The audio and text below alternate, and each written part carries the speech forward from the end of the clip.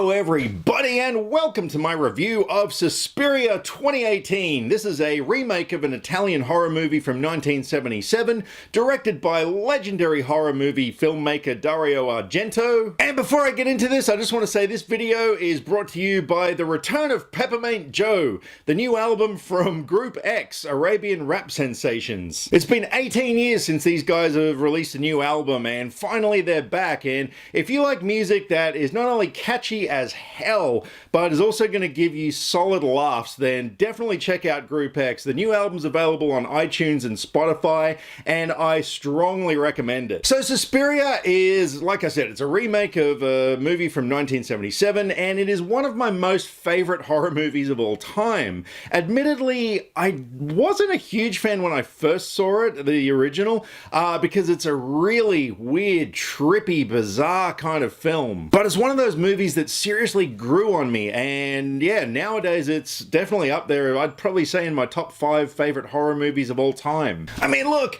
I have not only this DVD box set, which is freaking awesome. It's a 3-disc set. It's got a book and all sorts of like lobby cards and stuff in it, and a soundtrack by Goblin, because the soundtrack to this movie was one of the best scores of all time. Also have the movie on Blu-ray as well, because Blu-ray. And when I heard that they were making a remake starring none other than 50 Shades' golden child Dakota Johnson, straight away I had red flags going up, because I'm not a fan of remakes usually. There's only been very few that I've actually enjoyed in the history of cinema.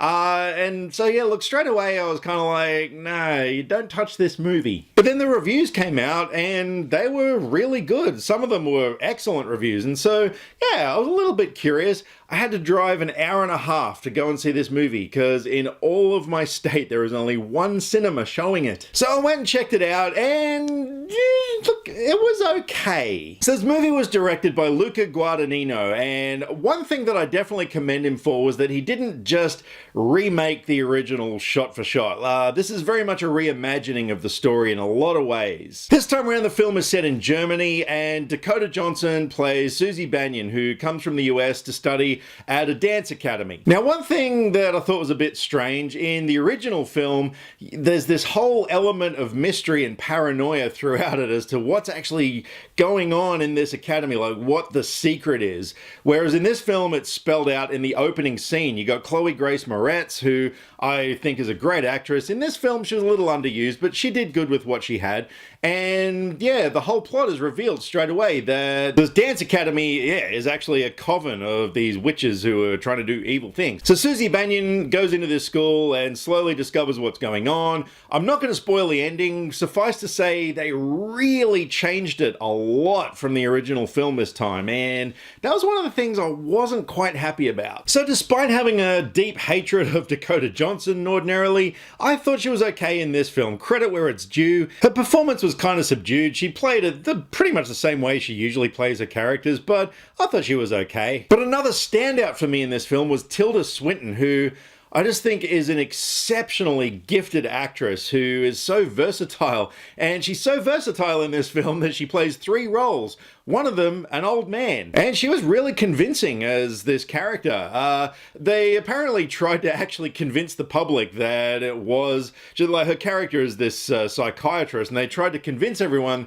that it was actually this retired psychiatrist who was, you know, in his first ever movie role. But yeah, it's not. Well, you're Madame Blanc. I play Madame Blanc, yes. Yes, and I assume that you played Dr. Klemperer.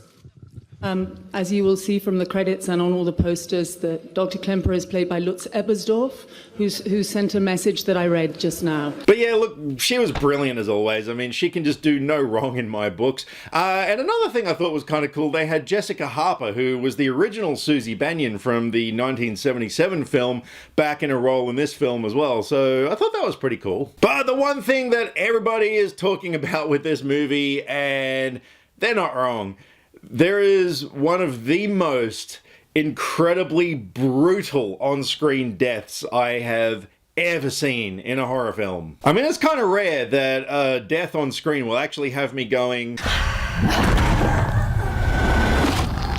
But this one did. Yeah, it was shocking to watch, and yeah, look, if you've seen the film, you know what I'm talking about. And I mean, the film definitely looked really good. It didn't have that strange psychedelic color palette that the original one did. They went for more subdued tones in this one. And yeah, it looked good. Like I said, it was set in Germany, so, you know, there was this whole kind of dark, grey, gloomy atmosphere. Because, you know, Germany is such a gloomy place. No, it's not. For all you German fans out there, I love ya. But the one thing that I thought really brought this film down was that it was way too long. This film clocks in at nearly 2.5 hours, and it did not need to go that long. There were so many scenes I thought could have either been totally cut out or just trimmed right down for pacing purposes. It really was one thing that let this film down in a big way for me. I mean, there were a lot of scenes that I was kind of torn. It was like, oh, look, this looks really good, but can you please get to the next bit? Because there's a lot of bits of people standing around talking. And like I said, yeah, the ending I wasn't entirely happy with. I do respect that they changed the mythology up in this film a little bit. They did include elements, because the original Suspiria was the first part of a 3-part trilogy, sort of a loose trilogy. And they did incorporate elements of the entire trilogy into this. So I get where they were going, but yeah, I just thought the ending, I thought the original one was way better. But look, overall, Suspiria was okay. I probably would get it on Blu-ray, not a day one purchase. Down the track, I probably wouldn't mind seeing it again, but it's not one of those movies that I'm like, oh my god, I can't wait to see it again. So look, overall, I'm going to give Suspiria 2018 a 6.5 out of 10. So, being that this film has such a limited release in Australia, I kind of feel like I'm probably one of the only ones who have seen it, so as far as Australians go. But look, if you've seen Suspiria 2018, I'd love to know what your thoughts were on the film. So, over to you guys. Drop me some comments, let me know what you thought of it, either here or on Facebook or Twitter. All the social media links are in the description below, because I like to talk about movies, and I would love to talk about movies with you. Catch you next time. Click subscribe to stay up to date with all the latest movie reviews. Skynet will be taking over any day now, so what have you got to lose?